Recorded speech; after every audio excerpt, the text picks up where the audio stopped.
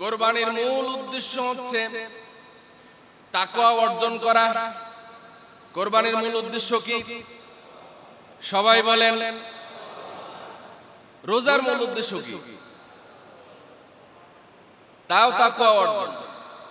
লাআল্লাকুম তাত্তাকুন, যাতে তোমরা তাকওয়া অর্জন করতে পারো। রোজা রাখো, উদ্দেশ্য একটা, সেটা কি? তাকওয়া অর্জন।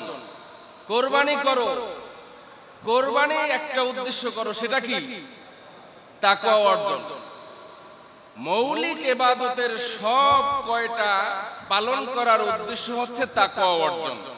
তাকওয়া অর্জন অর্থাৎ আল্লাহ ভীতি, পরহেজগারি, খোদা ভীতির এই গুণ, কোয়ালিটি মানুষের মধ্যে অর্জন করাই হচ্ছে মৌলিক ইবাদতের একমাত্র উদ্দেশ্য।